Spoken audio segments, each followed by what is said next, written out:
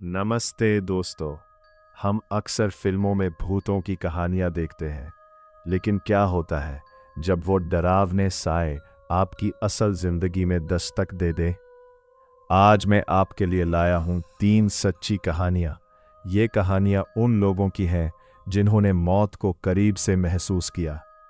तो चलिए अपनी लाइट बंद कर लीजिए और हेडफोन लगा लीजिए, क्योंकि सफ़र डरावना होने वाला है।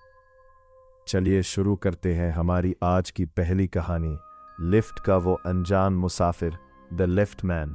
मुंबई, सपनों का शहर, जहां ऊंची ऊंची इमारतें कभी सोती नहीं, लेकिन परेल इलाके में स्थित इंडिया बुल्स फाइनेंस सेंटर की इन ऊंची दीवारों के पीछे कुछ ऐसा है जो फाइलों में दर्ज नहीं है।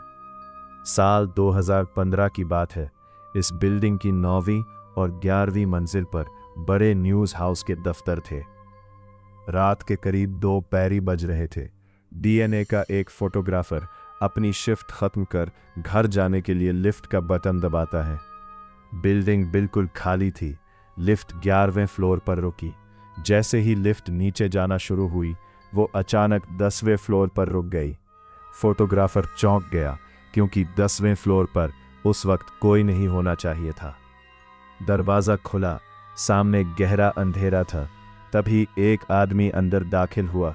उसने खाकी वर्दी पहनी थी, जैसी लिफ्ट ऑपरेटर पहनते हैं।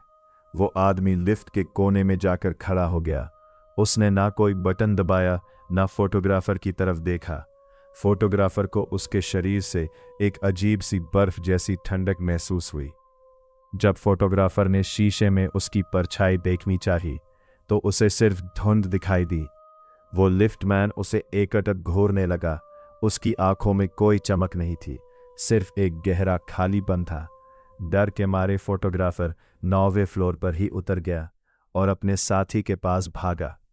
बाद में वहां के पुराने गार्ड्स ने बताया कि कंस्ट्रक्शन के समय एक मजदूर की 12वीं मंजिल से गिरकर मौत हो गई थी। आज भी कई लोग दावा करते हैं कि आधी रात को लिफ्ट खुद ब खुद 10वीं और 12वीं मंजिल पर रुकती है, जैसे कोई आज भी अपनी ड्यूटी कर रहा हो। कहानी 2, वो अदृश्य खेल, द एटिक इंसिडेंट। हमारी दूसरी कहानी हमें ले जाती है कोलकाता के एक पुराने पुश्तैनी घर में। दुर्गा पूजा का माहौल था, हर तरफ खुशियां थीं। लेकिन 7 साल के नन्हे रिक के लिए वो रात कभी ना भूलने वाली बनने वाली थी। रात के 11 साढ़े बज रहे थे। पूरा परिवार पांडल हॉपिंग के लिए तैयार था। माँ ने रिक से कहा, बेटा नीचे जाकर पापा के पास खड़े हो जाओ। 5 मिनट बाद जब माँ नीचे आई तो रिक वहां नहीं था। अफरा तफरी मच गई। घर का कोना कोना छान मारा गया, लेकिन रिक कहीं नहीं मिला। तभी माँ को सबसे ऊपर वाले माले यानी अतारी से कुछ आवाजें आईं, जैसे कोई बच्चा खेल रहा हो। माँ दबे पांव ऊपर पहुंची। दरवाज़ा अध खुला था। अंदर रिक अंधेरे में बैठा था। माँ उसे डांटने ही वाली थी कि तभी उसकी नज़र रिक के सामने पड़ी। माँ की चीख निकल गई। रिक के सामने कोई नहीं था, लेकिन वो टेनिस बॉल हवा में अपने आप उछल रही थी, जैसे कोई उसे कैच कर रहा हो। माँ ने झपट कर रिक को गोद में उठाया और नीचे भागी। सालों बाद माँ ने रिक को बताया कि उस कमरे में वो अपने उन दादाजी के साथ खेल रहा था, जिनका देहांत रिक के पैदा होने से पहले ही हो चुका था। क्या वो सिर्फ एक याद थी, या दादाजी का अपने पोते के लिए प्यार, जो मौत के बाद भी खत्म नहीं हुआ? कहानी 3, नंदी हिल्स की प्यासी रूह, द थर्स्टी स्पिरिट। तीसरी और सबसे खौफनाक कहानी बेंगलुरु के पास नंदी हिल्स की है। 2018 में राहुल और उसकी बहन तड़के सुबह 3 साढ़े बजे अपनी कार से लॉन्ग ड्राइव पर निकले। हाईवे पर काम चल रहा था, इसलिए गूगल मैप्स ने उन्हें एक संकरे देहाती रास्ते पर मोड़ दिया। रास्ता इतना सुनसान था कि मीलों तक कोई इंसान नहीं दिख रहा था। अचानक राहुल ने ब्रेक मारा।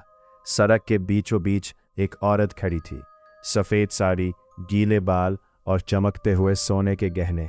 उसकी पीठ उनकी तरफ थी। राहुल ने एक्सेलरेटर पर पैर रखा और गाड़ी को उसके बगल से काटते हुए निकाला।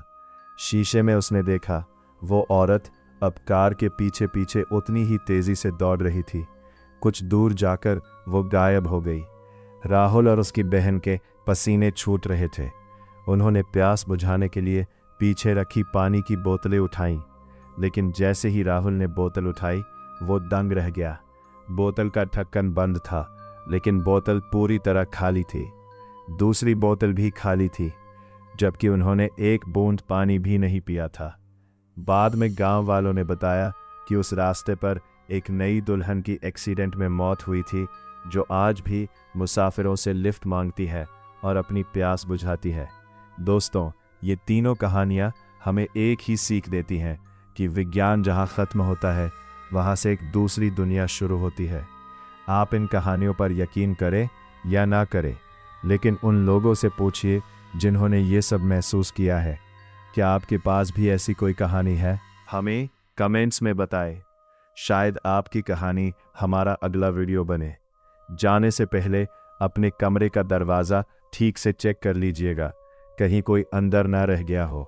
अगर वीडियो पसंद आई हो तो लाइक करें और सब्सक्राइब करना ना भूलें, ताकि अगली कहानी आप तक पहुंच सके।